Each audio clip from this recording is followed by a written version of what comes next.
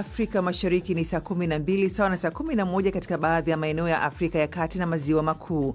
Ni matumaini yangu kuwa hujambo msikilizaji. Karibu katika matangazo ya asubuhi ya BBC kwa lugha ya Kiswahili. Jina langu ni Halima Nyanza. Na katika Amka na BBC asubuhi hii, so they have no air force, they have no air defense. All of their airplanes are gone. Missiles are gone, launches are gone, but they're tough. Marekani na Israel kuingia katika awamu mpya ya vita dhidi ya Iran. Kushuka kwa bei ya kakao katika nchi za Afrika Magharibi kwasababisha athari kubwa kwa wakulima wa zao hilo. Na katika gumzo kuelekea siku ya wanawake duniani, utamsikia Jatsine Masike Bihamba, mwanamke aliyepitia vitisho, hatari za kifo na misukosuko ya kivita ili kuhakikisha wanawake wanapata haki na uponyaji Jamhuri ya Kidemokrasia ya Kongo.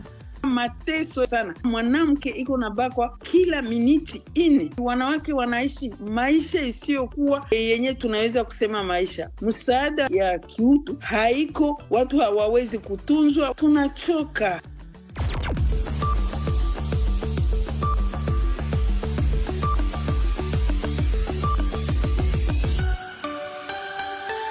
Na kwanza ni muktasari wa habari za ulimwengu na Florian Kaijage. Karibu.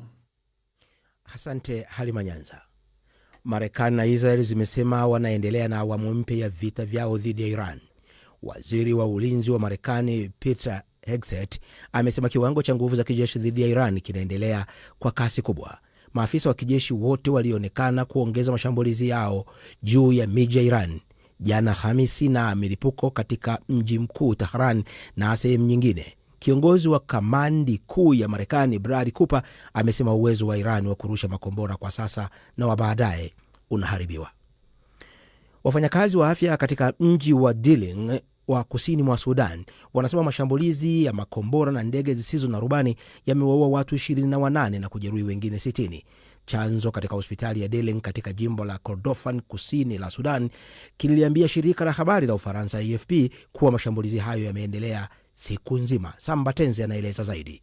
Eneo hilo limekuwa kiini cha mapigano makali kati ya jeshi la Sudani na vikosi vya RSF ambayo yalianza miaka mitatu iliyopita. Jeshi lilizuia mashambulio ya Rafu huko Diling Januari mwaka huu, na juzi Jumatano afisa mmoja wa ngazi za juu wa Umoja wa Mataifa alifanya ziara ya nadra katika eneo hilo. Jana Alhamis, jeshi liliarifu kuwa limeuchukua tena mji wa Bara uliopo barabarani kuelekea Khartoum. Jamaika imefuta makubaliano kati yake na Cuba yaliyodumu kwa miaka 50 ambapo wafanyakazi wa afya wa Cuba waliziba mapengo katika mfumo wa huduma za afya wa Jamaika. Hatua hii inakuja wakati Marekani ikiongeza shinikizo kwa majirani wa Cuba kufuta ushirikiano. Tangu mwaka 1976, mamia ya madaktari, wauguzi na wataalamu wa Cuba wametumika kote Jamaika wakisaidia kuimarisha mfumo duni kutokana na wafanyakazi wengi wa huduma za afya wa ndani kuondoka kwenda kupata kazi bora zaidi nje ya nchi. Na waziri wa mambo ya nje wa Ukraine ameishutumu Hungary kwa kuwashikilia mateka wafanyakazi 7 wa benki ya serikali ya Ukraine huko Budapest. Andriy Sabiha amechapisha kwenye mtandao wa X kuwa wa Ukraine hao walikuwa safarini kupitia Hungary kwa gari wakibeba fedha kutoka Austria kwenda Ukraine wakati walipokamatwa. Amesema hadi sasa haijulikani mahali walipo wala sababu za kukamatwa kwao, na akaishtumu Hungary kwa kuiba fedha na ugaidi unaofanywa na serikali. Hungary, ambao ina uhusiano wa karibu na Urusi, bado haijatoa tamko lolote. Hii ni BBC. Asante Florian Kaijage kwa kutusomea muktasari wa habari za ulimwengu. Unasikiliza Amka na BBC kutoka idhaa ya Kiswahili ya BBC ikikutangazia kwenye FM radio wa shirika na internet katika bbcswahili.com. Ukiwa nchini Tanzania, matangazo haya unaweza kuyasikia kupitia Radio 1 Stereo, Radio Free Africa, Classic FM, Abodo FM, CGFM, Loliondo FM na Radio Kwizera. Nchini Kenya tunasikika pia kupitia Mwanedo FM, Nyota FM, County FM na Pamoja FM. Uganda ni Radio Paiza, Radio Lira, Radio Chitara, Voice of Karamoja na Voice of Muhabura. Jamhuri ya Kidemokrasia ya Kongo ni Radio Muungano Beni na Lizard Radio. Mimi ni Halima Nyanza, karibu tuwe sote. Marekani na Israel wamesema wanaingia katika awamu mpya vita vyao dhidi ya Iran. Waziri wa ulinzi wa Marekani amesema kiwango cha mashambulizi na nguvu za kijeshi dhidi ya Iran kitaongezeka kwa kiasi kikubwa zaidi katika awamu hii mpya ya vita, huku Rais Donald Trump akisema Iran itaangamia mapema kuliko ilivyotarajiwa. Sambatenzi anatuarifu zaidi.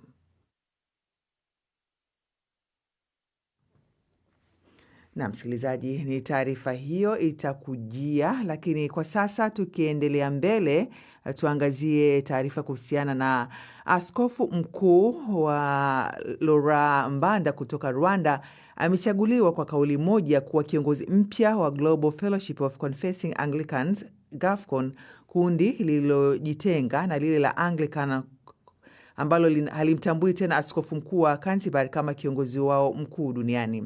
Mbanda kwa sasa ni mkuu wa kanisa la Anglikana Rwanda na alichaguliwa katika mkutano wa baraza la maaskofu wakuu la GAFCON siku ya Jumatano. Kufuatia mkutano huu wa GAFCON, nimemuuliza Askofu Francis Omondi wa kanisa la Anglikana Garissa, Kenya, mkutano huo ni uwakilishi wa upande gani wa jamii ya Anglikana? Kuna njia mbalimbali tunaweza tukaona uwakilishi ule. Njia la kwanza ni wanaojiita Global South, kwamba ni nchi zilizo kusini mwa Mediterranean, sio za Ulaya, na baadhi ya hao pia wamejitenga pia na ni watu walio kwa wa evangelical, yani wanaozingatia nini za kuinjilisti, nao hao pia ni wale waliokataa mfumo mpya yule uliokuja kwa teolojia ya kujaribu kukubali mambo tofauti tofauti yanaonekana kwa jamii, wakizingatia mafunzo ya Biblia ya zamani na mafunzo ya kanisa zilizotoka kwa tangu jadi. Sasa hawa wana nguvu kiasi gani katika kuelekeza waumini kwenye maamuzi makuu ya Anglikana duniani? Maamuzi makuu ya Kianglikana hayazungumziwi pembeni, yanao msingi fulani. Kwa mfano, mambo mengi yalibadilishwa kwetu, tumegawa kijimbo. Kila jimbo ni kanisa tofauti na kanisa lina msimamo wake kwa msingi ule wa jimbo. Jimbo la Kenya linaweza kufanya uamuzi wake moja kwa moja tofauti. Na ni mfumo huu wa mwongozo ulioleta shida kwetu, kwa manake wenzetu wa Ulaya, hasa wa Amerika, walikuwa wameamua lile ni jimbo lao na wangependa kuzungumzia maswala yanayowakabili kule, kwamba nchi zao zilikubali mambo ya ushoga na kubadilisha jinsia, walileta kwamba hilo pia likubalike.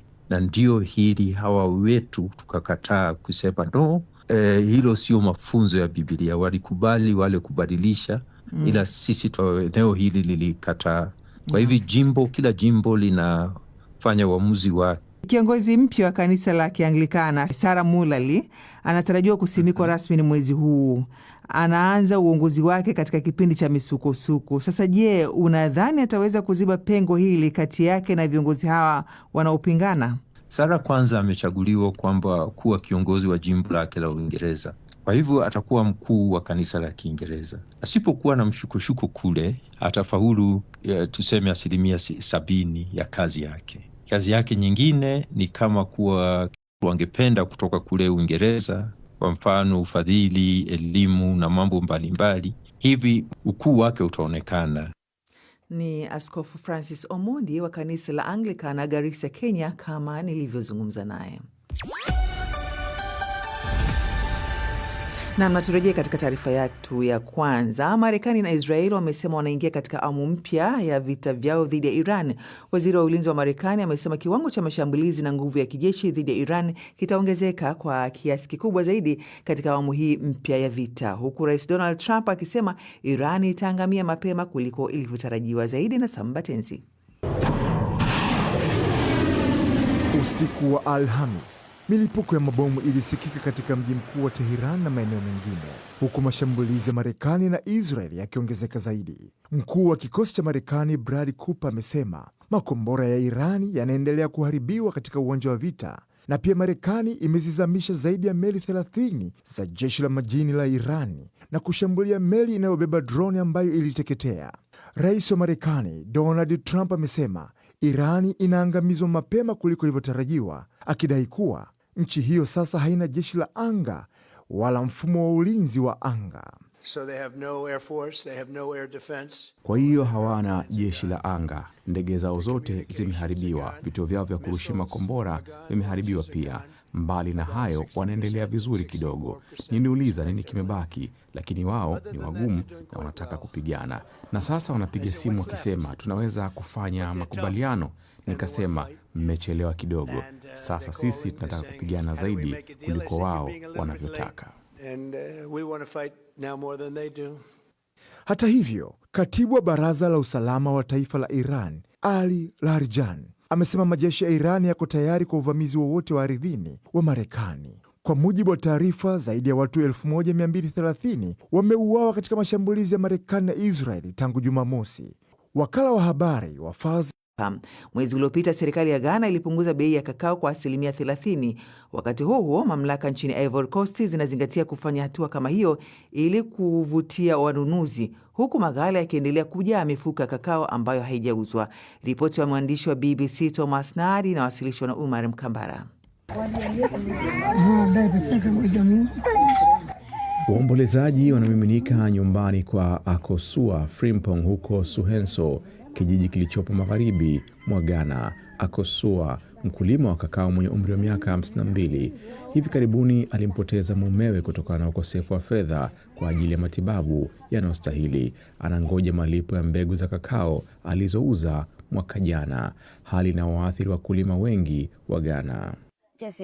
My husband fell sick. Mume wangu aliugua na sikuweza kupata pesa za kumpeleka hospitali, hivyo alibaki nyumbani na kufariki.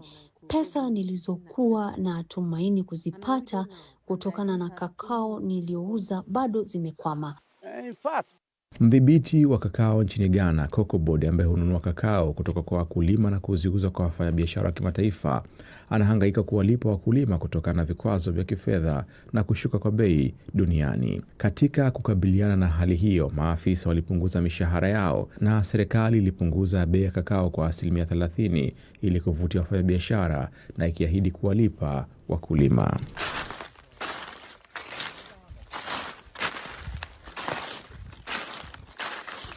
Katika nchi jirani ya Ivory Coast, mzalishaji mkuu wa kakao duniani, magunia ya mbegu yamerundikana katika maghala katika kijiji cha Bangolo, huku vyama vya ushirika vikihangaika kuuza kwa wafanyabiashara.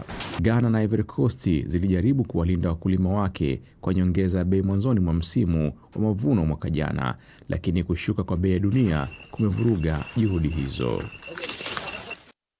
Naam, Omar Mkambara, lakini bado yuko hapa atujuze kuhusiana na michezo. Karibu. Asante Halima.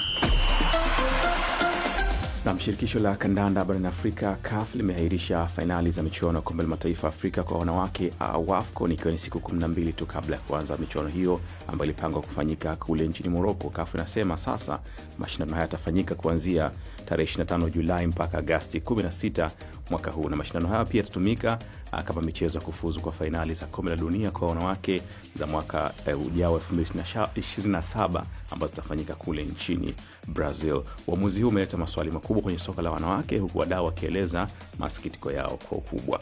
Lakini pale England, Spurs walipata kipigo cha goli 3-1 dhidi ya Palace katika mwendelezo wa ligi kuu ya kandanda nchini humo, na kuzua hofu kubwa kwamba Spurs huenda kashuka daraja kwa mara ya kwanza tangu 1977, na kipigo hiki kinawafanya Spurs kusalia kwenye nafasi ya 16 wakiwa hawajafanya vizuri kabisa kwenye msimu huu. Lakini leo tukumbuke tuko na mchezo mmoja wa raundi ya 5 pale England ambako Wolves watakuwa wakipiga na Liverpool. Lakini taarifa nyingine ni kwamba shirikisho la soka la Morocco limemtangaza Mohamed Oubi kuwa kocha mkuu mpya wa timu ya taifa Morocco. Kocha huyo mwenye miaka 49 anachukua majukumu ambayo aliachwa na Walid, ikiwa ni miezi 4 tu kabla ya kuanza kwa fainali za kombe la dunia ambazo zitapigwa Marekani, Canada na Mexico. Ni hayo tu kwenye michezo asubuhi. Shukran Umar.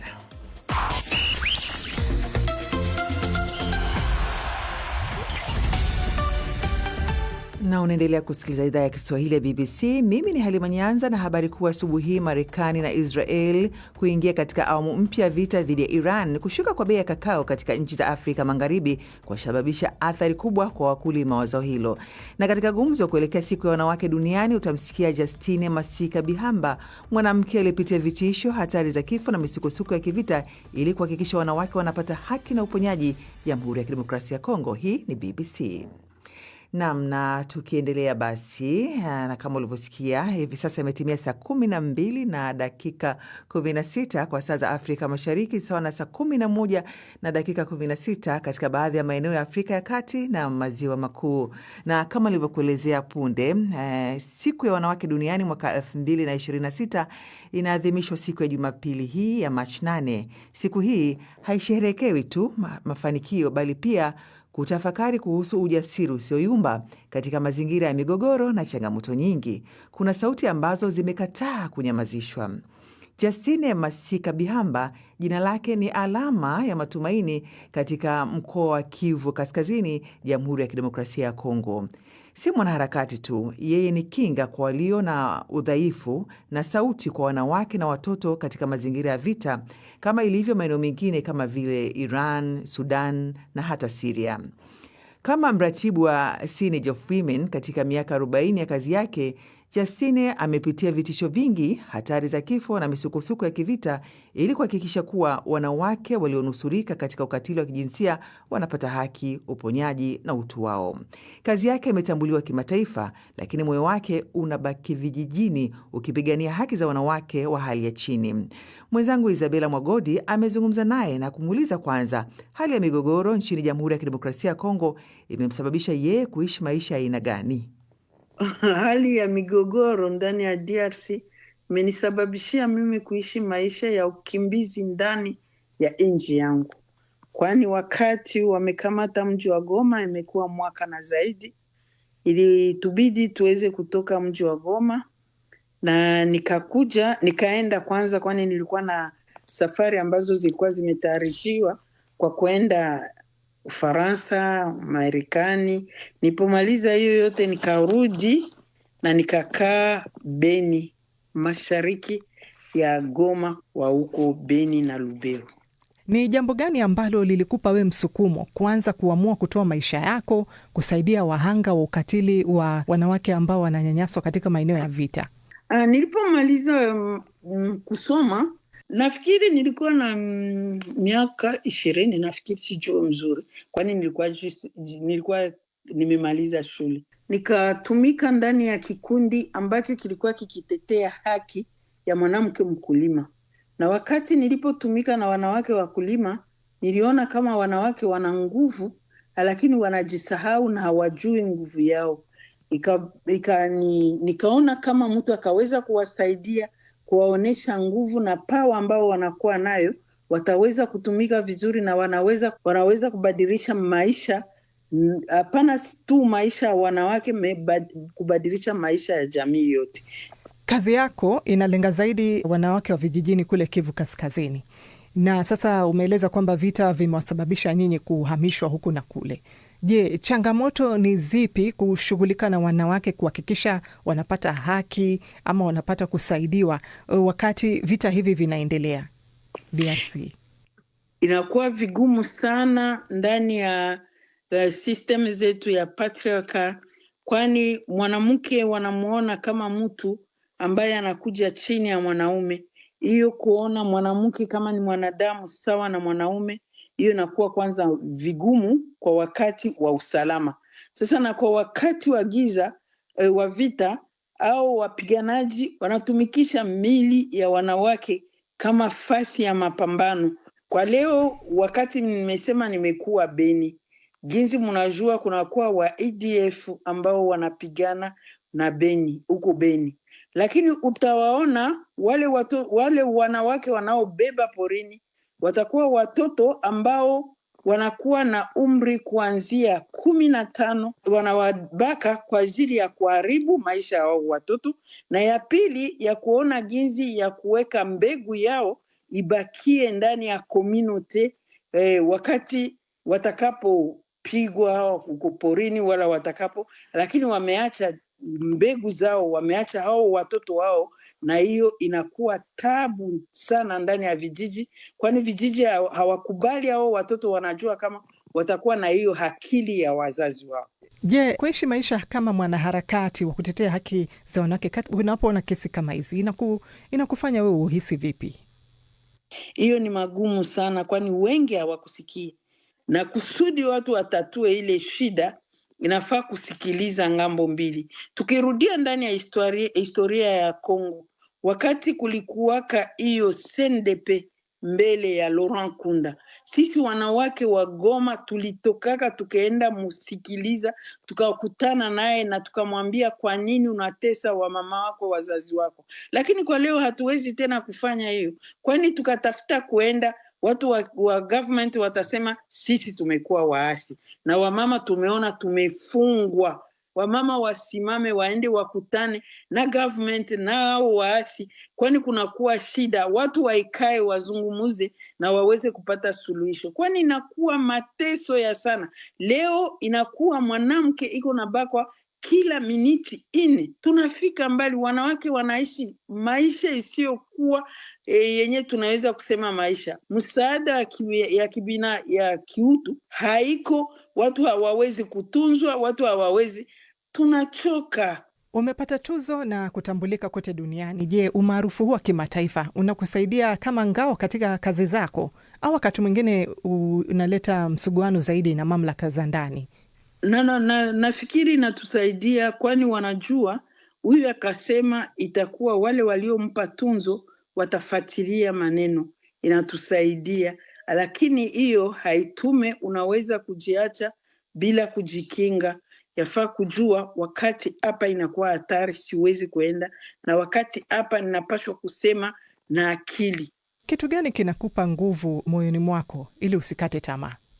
Kitu kinachonipa nguvu ni kumsadikia mwanamke. Nguvu anazo kama mama, kama dada, kama bibi, na mimi najua kama mwanamke akasimama na kusema nitafanya kazi, ataweza kuieneza. Na ingine ya pili ni imani yangu ya Kikristo. Wikendi hii ya Jumapili inakuja, tunasherehekea siku ya wanawake duniani kama tulivyozungumza hapo awali. Je, kwa vijana wanaopigania haki kama wewe na wako katika maeneo ya vita, wanakutana na vitisho kama wewe unavyokutana navyo kila siku, utawaambia nini? Nitawaambia wasikate tumaini na wabaki katika kweli, na uweze kusimama kwa hiyo msimamo wako, lakini usiweze kuhatarisha maisha yako wakati unapotetea haki ya mwanadamu. Kwa wanawake wenzako wengine ambao wanaishi katika maeneo ya vita, tunaona Iran, Sudan Kusini, Sudan, maeneo mbalimbali, Afghanistan, ujumbe wako kwa wanawake hao wanaishi katika maeneo ya vita? Ninawaambia wakuwe nguvu, waweze kusimama, kwani ni mwanamke ndiye atakayeleta suluhisho kwa hii yote ambayo tunayopigania. Kwani sisi wamama wakati tunaposimama tutaweza kubadilisha. Wakuwe nguvu na tuweze kuwa katika umoja, kwani tukaunga sauti zetu sisi wote ambao tunakuwa ndani ya vita, ninajua kweli tutaweza pata suluhisho. Nam ni Justine Masika Bihamba, huyo mwanaharakati kutoka Kivu Kaskazini, Jamhuri ya Kidemokrasia ya Kongo. Na katika ujumbe wako uliotuma kupitia simu ya kiganjani, Shaban Ibrahim kutoka Baraka, Jamhuri ya Kidemokrasia ya Kongo, unasema unatufuatilia sana kwa makini sana BBC, ila una swali, unasema kwa nini BBC Swahili haijihusishi na habari za Kongo? Na mimi nakwambia umetoka kumsikia Bibi Justine Masika Bihamba, yeye ametokea Kivu Kaskazini, Jamhuri ya Kidemokrasia ya Kongo.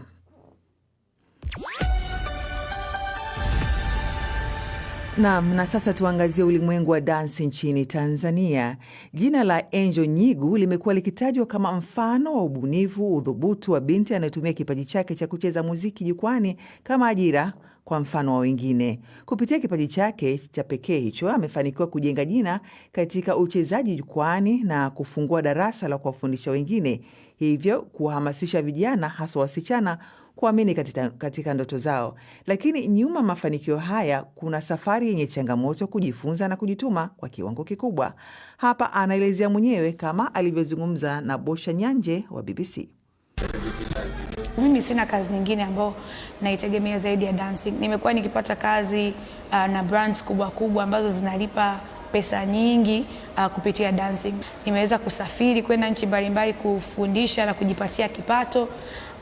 Naweza kusaidia familia yangu, najilea mwenyewe, kwa ndani ya miaka 10 sijawahi kusumbuka kwa kitu chochote. Nilianza nikiwa shule sekondari, Mugabe Secondary. Nikiwa form 2 nilianza kucheza, nilikuwa nacheza nyumbani, nikaja kucheza shuleni. Wanafunzi zangu wakawa wananiambia na perform vizuri. Nikaenda kushiriki mashindano ya Kinondon Talent Search, and kutokea hapo nikaipenda dancing na nikaamua iwe ndo kazi yangu ya kudumu. Changamoto zipo ni nyingi, kukataliwa kama mwanamke, kushushwa thamani, watu kukudharau, kuona kama dancing sio kitu serious, sio kitu cha muhimu. Kuna muda watu wanahisi labda ukiwa umepata mafanikio makubwa, watu wanahisi bwana, kama we ni mwanamke kupata hizo fursa sio rahisi, so lazima umetumika kingono. Mara nyingi mimi inatokea tu automatic. Muziki ukisikia una vibe tu. Kitu ambacho kinanifanya niendelee kupambana na dancing, kwanza napenda, nikiwa nafanya dancing nafurahi sana. Yaani mimi nishawahi kusema kama hata nikija kuolewa mwanaume wangu inabidi akubali kazi yangu kwanza, kwa sababu ni kitu ambacho nakipenda, kinanipa furaha na nilikiamini miaka 10 iliyopita. Nikasema hiki ni kitu ambacho nataka nikifanye na nihakikishe kinanitimizia ndoto zangu. Kwa hiyo naweza kusema kifupi ni kitu ninachokipenda. Kiacha tu pesa na mafanikio, dancing ni kitu ninachokipenda kutoka kwenye moyo. Sisi wanawake tunadharaulika zaidi, so msikate tamaa, lakini la msingi kama unaamua kufanya dancing, kama unaamua kuingia kwenye tasnia, hakikisha uko strong na kitu ambacho unakiamini, una nguvu na hautokubali mtu yeyote akuyumbishe.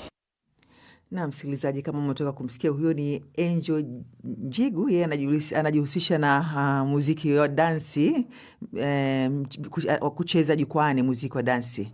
Na katika ujumbe uliotuma kuhusiana na taarifa ambazo umetoka kuzisikia, Charles Albina, wewe unasema umefuatilia zaidi taarifa hizi za Marekani na Israeli. Jisto Malila, wewe unasema Israeli na Marekani zinapaswa kukaa mezani na kumaliza tofauti zinazosababisha vita. Msikilizaji, matangazo haya pia unaweza kupata kupitia mtandao wetu wa BBC Swahili. Utakutana na taarifa mbalimbali zikiambatana na picha, na kwamba pia matangazo haya pia unaweza kuyasikiliza tena kama utapenda kupitia mtandao wetu wa bbcswahili.com. Na mpaka hapo basi tunakamilisha Amka na BBC iliyosimamiwa na Omar Mkambara, mhariri Florian Kaijage, na fundi mitambo kwa wiki nzima alikuwa Samba Tenzi na Hebet Masue kwa upande wa Nairobi. Mimi ni Halima Nyanza na kutakia basi usikilizaji mwema, na usikose kusikiliza matangazo yetu ya redio ya jioni ya Dira ya Dunia, na pia matangazo yetu ya televisheni kupitia Star TV. Na kutakia Ijumaa njema, Ijumaa Mubarak. Kwa heri.